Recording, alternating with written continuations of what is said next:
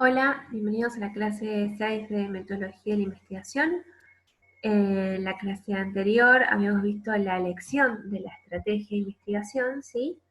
Y habíamos visto que existen diferentes tipos de estudios para ver, de acuerdo a nuestros objetivos, qué tipo de estudio elegir. Tendríamos los exploratorios y los descriptivos, que eran los que habíamos visto en la anterior clase, y hoy vamos a ver los explicativos, ya sea experimentales y no experimentales. Para poder entender mejor el tema, vamos a ver primero qué es un estudio explicativo y en qué se diferencia con un exploratorio y descriptivo, ¿sí? El estudio explicativo se diferencia del exploratorio, que va más del descriptivo, porque va más allá de la descripción de variables y el establecimiento de relaciones entre ellas, que eso lo hace el estudio descriptivo. Están dirigidas a responder a las causas de los eventos físicos o sociales. El propósito es explicar por qué ocurre un fenómeno y en qué condiciones se da este, o por qué dos o más variables están relacionadas, ¿sí?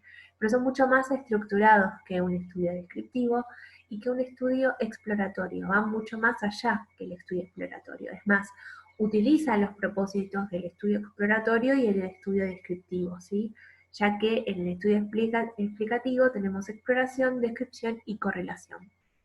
Un estudio explicativo puede ser un estudio no experimental, que está relacionándose a la observación o el analítico, o un estudio experimental, ¿sí? Un estudio no experimental, en un estudio no experimental, los investigadores no intervienen, no alteran el curso, por ejemplo, no se altera el curso de la enfermedad, se limitan solamente a observar, ¿sí? Los sujetos de estudios suelen ser elegidos al azar. Después vamos a ver el tema de cómo se elige los sujetos de estudios y cómo es el tema de las variables, ¿sí? Por eso dichos grupos no son necesariamente representativos de toda la población, porque se eligen al azar. No obstante, el investigador define las características de los individuos elegibles para el grupo de estudio y el control, ¿sí? El objetivo en estos estudios no experimentales es que ambos grupos sean idénticos. Por ejemplo, ya sea las personas que tienen la enfermedad como los que no, sean totalmente parecidos, idénticos, excepto en esta característica, por ejemplo, que unos han pasado por esa enfermedad y los otros no, ¿sí? A esto se denomina apareamiento. Estas características y los enlaces no se imponen, sino que se observan. Esos estudios no experimentales se dividen en dos: en estudios de casos y controles retrospectivos y estudios de cohortes prospectivos. Acuérdense que esto es similar a lo que vimos en los estudios descriptivos, en los cuales los retros significa que me voy allá, al pasado, a qué es lo que pasó en el pasado, y los prospectivos van a servir para un estudio prolongado para ver algo también hacia futuro, ¿sí? Estudio de caso y controles retrospectivos. Como les decía, es como que vemos el pasado. En este caso, vemos eh, cómo es que el individuo desarrolló esa enfermedad, ¿sí? Entonces estudiamos, por ejemplo, la historia clínica de una persona que pasó por la enfermedad, ¿sí? Y la comparamos con una persona que es similar a esa persona que pasó por la enfermedad, pero que no pasó por la enfermedad, ¿sí? Se trata de determinar en qué otras características, además de la enfermedad, difieren ambos grupos. Se conoce el efecto y se investiga la causa, ¿sí? Entonces yo tengo dos poblaciones que son similares, que una pasó por una enfermedad y la otra no. Entonces, sé cuál es el efecto, porque sé cuál es el efecto de la enfermedad, pero no sé cuál es lo que causó para que para una de esas poblaciones se enfermara y la otra no, teniendo las mismas características, ¿sí? Este estudio presenta la ventaja distinta que permite estudiar enfermedades muy poco frecuentes, ya que empleamos con pocos individuos. Otro aspecto es el tiempo necesario para realizar el estudio es mucho menor, porque la enfermedad ya se ha manifestado, ya no es que tenemos que intervenir o ver cómo se manifiesta la enfermedad durante mucho tiempo, ¿sí? Como así lo vamos a ver en los prospectivos. Y además permite examinar de forma simultánea asociaciones entre varios factores y una enfermedad. El problema con este tipo de estudios es el sesgo. El sesgo es el prejuicio o el juicio de opinión formada antes de conocer los hechos y que puede desviar los resultados de una investigación. Tenemos diferentes tipos de sesgos. Uno es el sesgo de elección. Acuérdense que estos grupos son al azar. Cuando el grupo control y el estudio difieren entre sí en algún factor que puede influir en la medición del desenlace estudiado. Por ejemplo, nosotros queremos averiguar la causa, pero si la selección la hacemos al azar, lo que puede hacer que se seleccione al azar de esa población control genera alguna característica que me diga que puede ser la posible causa, pero no la sea, ¿sí? Entonces hay como un sesgo de selección. En los estudios retrospectivos es importante tener en cuenta el sesgo de recuerdo. A veces algunos pacientes recuerdan más lo que les ha pasado, más en los casos psicológicos, ¿no? Recuerdan más lo que les ha pasado porque lo ha motivado más que a otro paciente. Por ejemplo, que queremos ver cómo afecta a las personas, por ejemplo, a mujeres que han perdido hijos, y lo comparás con mujeres que han tenido hijos. Entonces, las que han perdido hijos y han pasado por esa situación, tienen un sesgo, tienen un recuerdo mucho más emotivo de ese parto que la persona que pudo tener a sus hijos. Entonces, a veces se genera un sesgo de recuerdo, más en los estudios psicológicos. También podemos tener un sesgo de declaración, cuando un grupo se encuentra más dispuesto a aportar datos íntimos o comprometedores. Por ejemplo, cuando fue el análisis del tema de HIV, en donde se veían las relaciones sexuales o elecciones sexuales de las personas, que algunas personas pueden llegar a acceder a contarlas y otras no. No obstante, su tendencia a presentar sesgos en los estudios de casos y controles pueden ser el método adecuado para revelar la existencia de una asociación previa, especialmente cuando no hay razones para creer que el conocimiento del investigador o de los sujetos estudiados sobre la presencia de la enfermedad influye en la valorización de los datos del pasado, ¿sí? Antes de ver los estudios prospectivos, yo les voy a enseñar, igual que la clase pasada, una investigación que hace un estudio no explicativo retrospectivo, ¿sí? Lo que van a ver, en este caso, lo que estudian es la asociación de manifestaciones bucales con marcadores de seguimiento en personas con VIH atendidos en el Centro de Atención Integral de Seropositivo Dr. Ismael Triana Torres, ¿sí? Como habíamos visto en la clase pasada, el virus del VIH, lo que afecta, lo que infecta, son las células, los linfocitos TCD4. Al infectar los linfocitos TCD4 nos bajan las defensas. Entonces somos más propensos a que otras infecciones nos ataquen, como las infecciones que pasan, las infecciones bucales. ¿Sí? Entonces, lo que ellos hacen es que dicen que las manifestaciones bucales típicas en personas de VIH o SIDA, que los ponen como las siglas PBS, y descritas desde el surgimiento de la epidemia, han sido relacionadas con marcadores de seguimiento tanto inmunológico como virológico. Sin embargo, la existencia de una frecuencia heterogénea de ellas entre los diferentes países afectados y sus modificaciones tras la administración del tratamiento antirretroviral hace necesaria su actualización y contextualización. Entonces, lo que ellos quieren relacionar son las manifestaciones bucales con el seguimiento tanto inmunológico y virológico, ¿sí? Acá describen el problema científico, en el cual esta investigadora dice que no se comportan igual las investigaciones precedentes realizadas en otros contextos, lo que impone un estudio para contextualizar el comportamiento de las manifestaciones bucales en la provincia, y se precisa confirmar si existe una asociación entre las manifestaciones y el estado inmunológico de los pacientes afectados. ¿Ven? En el problema justifica por qué tengo que estudiar, que esto también es parte de lo que es el marco teórico, ¿sí?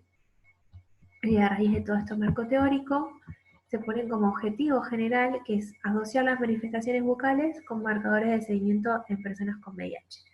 Y acá podemos sacar la hipótesis, las cuales ella tiene como hipótesis que las manifestaciones bucales son marcadores de seguimientos en personas de VIH. O sea que a raíz de estas manifestaciones bucales se puede predecir en qué etapa de la enfermedad podría llegar a estar el paciente que tiene VIH.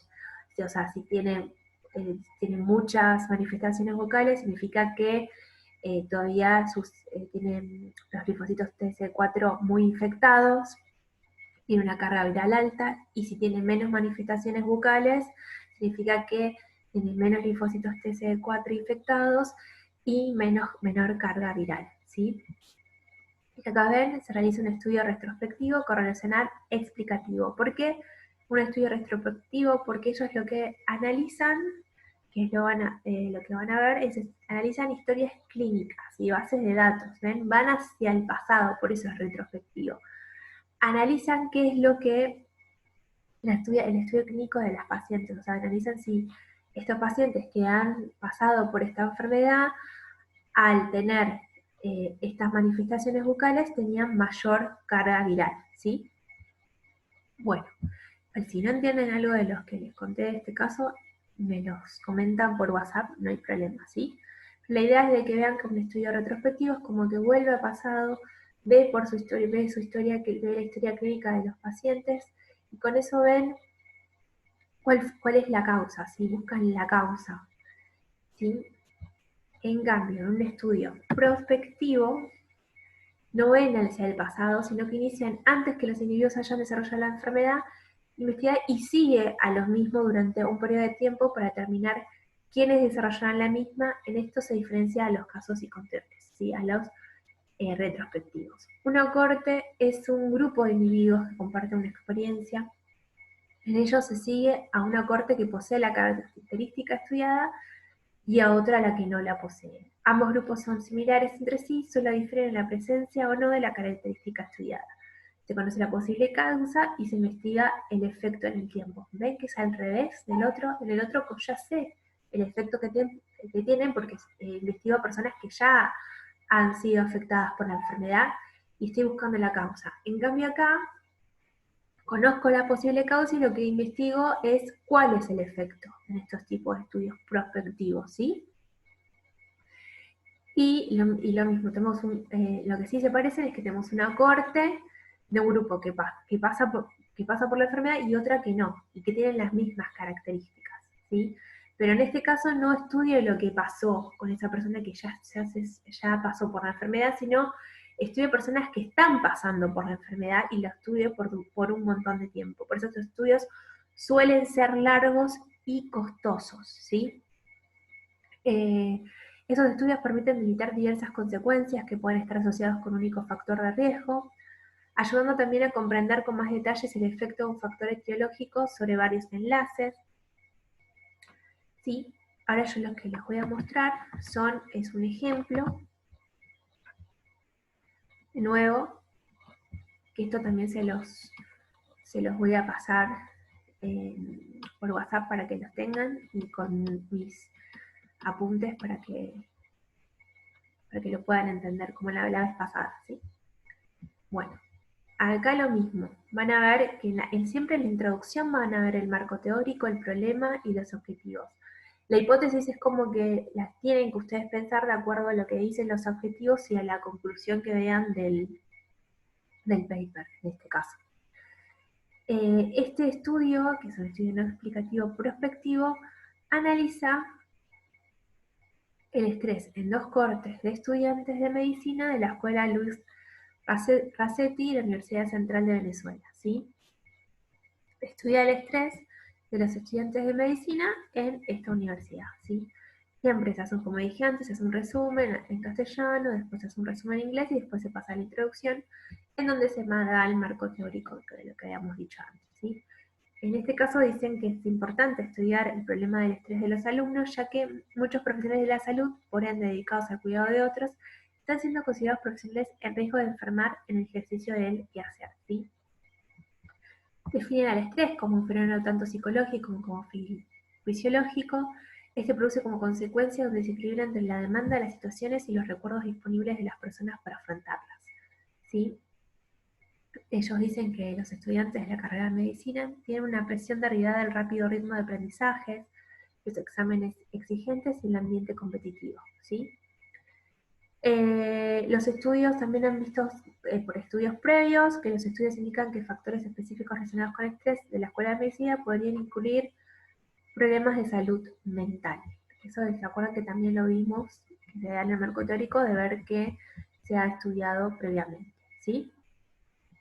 Entonces, el objetivo de este estudio es, la presente investigación se planteó evaluar la situación de estrés en estudiantes de medicina de primero y quinto año de la Escuela de Medicina, y se analizó cuál fue la prevalencia del estrés que presentan los estudiantes en medicina y cómo varía esta dependiendo del año que cursan. Se evaluaron factores que conllevan a una manifestación de mayor estrés, así como también la conducta que adquieren los estudiantes para enfrentarlo. Debido a esto, se buscó investigar si existía la relación entre el hábito tábico y el hábito alcohólico con la presencia de estrés, ¿sí?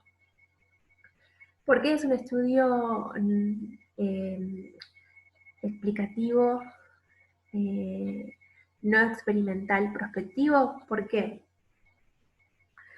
No es experimental porque no estoy interviniendo, no hay una intervención del investigador.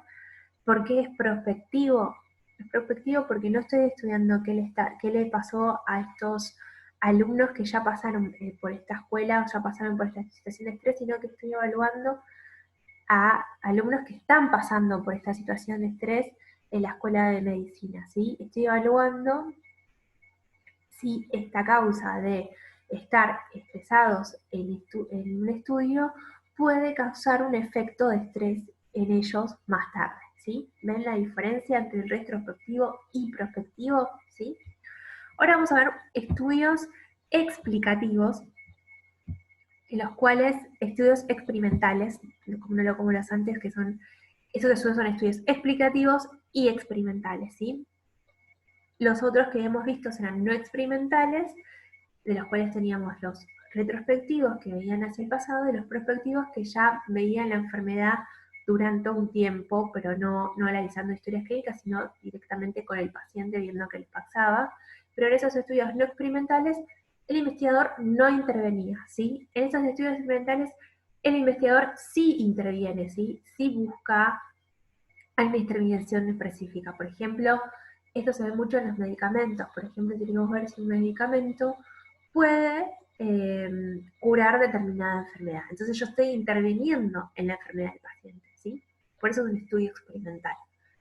Como le dije antes, si el investigador desea comprobar los efectos de intervención específica, en este caso el investigador tiene un papel activo, puede llevar a cabo la intervención. En salud se realiza este tipo de estudios para evaluar la eficacia de diferentes terapias de actividades preventivas o para la evaluación de actividades de planificación y programación sanitaria, ¿sí? Lo que vamos a ver es que esta rama de estudios experimentales está mucho en el ensayo clínico controlado. Solamente vamos a ver el ensayo clínico controlado. ¿Sí? Después más adelante, si nos da el tiempo, yo les voy a dar cómo se hace un ensayo clínico que tiene diferentes fases. Tiene 4 fases diferentes, ¿sí? Que por eso es que uno cuando quiere largar un medicamento no es que lo pueda hacer de un día para otro, tarda entre 5 y 10 años, ¿sí? En hacer una vacuna, en producir un medicamento. Entonces, yo les voy a explicar por qué se tarda esos 5 o 10 años y cuáles son las diferentes fases que un investigador tiene que llevar a cabo para que pueda llegar ese medicamento a la farmacia, ¿sí? Pero por ahora solamente vamos a ver en qué estudios experimentales interviene el investigador, hace una intervención y qué se utiliza para ensayos clínicos controlados, ¿sí? En estudios experimentales, los individuos se eligen al azar y a ciegas. Al azar porque cualquier individuo tiene una probabilidad conocida y para todos igual será asignado el grupo control o el estudio, ¿sí? Y a ciegas porque el individuo estudiado desconoce a qué grupo pertenece. Vamos a ver que en esos estudios experimentales, usualmente el grupo control es el cual no le hago ninguna intervención. O la intervención que le hago es para ver la parte psicológica. Lo que van a ver en los medicamentos es que se le va a dar a un grupo el medicamento y a otro grupo se le va a dar un placebo. El placebo es todo lo que tiene el medicamento menos el principio activo, ¿sí? Por ejemplo, PBS, pero no va a tener la vacuna en sí como un virus inactivado, el virus atenuado que hablábamos antes, sino la solución que tiene ese virus inactivado y el virus atenuado. Eso se hace para ver la parte psicológica de los pacientes, ¿sí? Van a ver que después vamos a ver diferentes, estas cosas de ciego, doble ciego, triple ciego, que eso lo vamos a ver cuando vemos las fases clínicas, pero en la mayoría de los estudios experimentales se usa doble ciego, ¿sí? ¿Por qué doble ciego? Porque así evitamos el sesgo de los investigadores. Los participantes no van a saber si le estamos dando el remedio o el placebo, y los investigadores tampoco van a saber si le estamos dando el remedio y el placebo, ¿sí? A eso se llama doble ciego. Los únicos que van a saber a quién le están dando el placebo y el medicamento van a ser seguramente los patrocinadores o monitores que se van a encargar de después descubrir a quién le dieron el medicamento y a quién no. Pero eso es para evitar un poco el sesgo o el prejuicio tanto de los participantes como de los investigadores. No se preocupen que esto lo vamos a ver también más adelante, ¿sí? Se quiere indicar, en este tipo de tratamiento se quiere indicar como el término eficacia de grado, en que esto quieren definir, esos estudios se define tanto eficacia como efectividad. Eficacia es el grado en que un tratamiento produce un efecto beneficioso, ¿sí? Y efectividad se aplica para identificar el grado en que un tratamiento produce un efecto beneficioso cuando se administra bajo las condiciones habituales de la práctica clínica, ¿sí? Esa es la diferencia entre los dos términos. Bien, ahora les voy a dar un ejemplo de un estudio explicativo experimental, en el que vemos el efecto analgésico de la asociación del diclofenaco y vitamina B1, B6 y B12 en cirugía del tercer molar. El tercer molar es la muela de juicio, que si alguien pasó por esta cirugía va a entender que produce mucho dolor. Yo la he pasado y la verdad que sí, duele mucho el postquirúrgico después de sacarte la muela de juicio. Entonces, lo que ellos analizan estos investigadores es utilizar la mezcla del diclofenaco con estas vitaminas que ayudarían a mejorar el dolor y no tendrían tantos efectos secundarios, ¿sí? De nuevo, en la introducción tenemos el marco teórico en el cual se ven los estudios previos, se plantea el problema y los objetivos, ¿sí? Y acá se hace una introducción de por qué es importante estudiar esto. Por ejemplo, posterior a su realización, los pacientes experimentan un cuadro clínico caracterizado por dolor, edema y trismo, el cual los limita en la realización de sus actividades rutinarias. Pues ahí dicen los estudios previos que el diclofenaco es una alternativa idónea para el manejo del dolor agudo, posterior a una cirugía de la muela de juicio. Sin embargo, como otros AINES, también puede producir efectos adversos, principalmente gastrointestinales, cuando se administran en dosis altas y por periodos prolongados. Una alternativa es el uso de asociaciones farmacológicas que tienen como propósito potenciar sus efectos analgésicos de dosis bajas de cada agente. ¿Ven? Ahí estoy haciendo estoy viendo un estudio previo en el que digo, sí, el diclofenaco es bueno, pero causa efectos secundarios, ¿sí? Después dicen que la administración de la vitamina B1, B6 y B12 se han demostrado efectos analgésicos y antialodinoicos y antiparalgésicos en distintos modelos de dolor. Y su asociación con el diclofenaco ha evidenciado una mayor reducción de dolor postquirúrgico en diversos tipos de intervenciones como tonsilectomías y cirugías de miembros inferiores, ¿sí? Pero nunca se ha probado este tipo de combinaciones para terapias postquirúrgicas después de haber sacado la muela de juicio. Entonces, el objetivo del estudio es evaluar el efecto analgésico de la administración del asociado del diclofenaco con vitamina B1, B6 y B12 en la cirugía de la muela de juicio, ¿sí? Acá ese es el objetivo, que ya no está diciendo la hipótesis que tienen. La hipótesis que ellos tienen dicen que el efecto analgésico de la administración y la asociación del diclofenaco con estas vitaminas ejerce una mejor analgesia para para cuando se hace una cirugía de la muela de juicio, ¿sí? O sea que esta combinación de analgésicos es mejor para los pacientes que tienen esta cirugía, ¿sí? Que otros analgésicos. Bien, como el material es simétrico, se dice que es un ensayo clínico controlado, aleatorizado, doble ciego, que es lo que habíamos hablado antes. Y ellos, como en conclusión de todo esto, si quieren lo pueden leer, no es tan complicado, concluyen que la administración de la asociación de diclofenaco con estas vitaminas produce un efecto analgésico significativamente superior a reducir la intensidad de dolor y prolongar el tiempo para analgesia de rescate, en comparación con la administración de solo diclofenaco. Dicen que es mucho mejor esta combinación que solamente darle diclofenaco al paciente después de una cirugía de extracción de muela de juicio, ¿sí? Bueno, ¿ven? Este es un estudio explicativo, experimental, en donde el investigador intervino, porque yo intervengo porque le estoy poniendo un analgésico, ¿sí? Y también van a ver que tienen un grupo control, grupo control en los cuales, y grupos comparando, por ejemplo, al que les doy analgésico y a los que le doy esta combinación, ¿sí?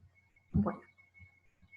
Por otro lado, estos tres tipos de estudios explicativos tienen como, a veces se ven como una correlación entre ellos, porque acuérdense que si bien nosotros empezamos con el problema, hacemos un marco teórico en el que ponemos nuestro problema, los estudios previos, vemos nuestra hipótesis, planteamos nuestros objetivos y de ahí concluimos, esa conclusión puede derivar a otra investigación y esa investigación que puede proceder a otra investigación, que es lo que pasa un poco con estos estudios.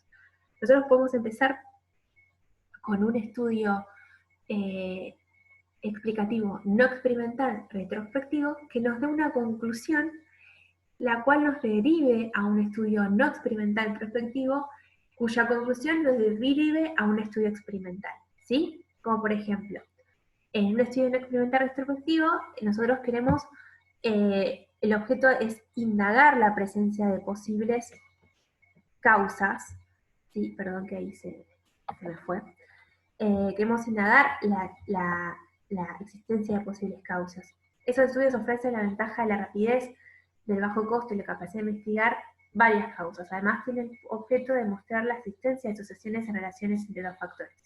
O sea, con este estudio, con el estudio no experimental retrospectivo, tengo las causas, ¿sí? Con esa conclusión que tengo al final de este estudio, tengo la causa. Una vez que se ha comprobado la existencia y asociación de uno o más estudios de casos y controles, se lleva a cabo un estudio de cohorte, un estudio experimental prospectivo, con la cual es posible comprobar que la causa procede al efecto, ¿sí? Con el primero tengo la relación entre dos variables y tengo la causa. Con el segundo compruebo esa relación con esas dos variables y tengo el efecto. Entonces, ya al saber mi causa y mi efecto, puedo intervenir para que no se produzca ese efecto. ¿Y cómo intervengo? Con un estudio experimental. Después de demostrar que la causa procede del efecto, se puede utilizar un estudio experimental para comprobar que la modificación de la causa altera el efecto. Solo el grupo de estudios expuesto a posibles causas o al tratamiento propuesto, ¿sí? Es como que en uno, por ejemplo, digo, por ejemplo, en el estudio no experimental retrospectivo, hago un análisis de algunos pacientes que ya pasaron por una determinada enfermedad y descubro que la causa de esa enfermedad es que no sé, es que comen mucha determinada comida y eso hace que tengan esa enfermedad. En un estudio prospectivo, lo que hago es analizar esas mismas personas, pero que están pasando por esa enfermedad, y veo que sí, que esas personas que comen que comen mucho esa determinada comida, tienen esa enfermedad. Entonces, en un estudio experimental, lo que hago es cambiarle la comida.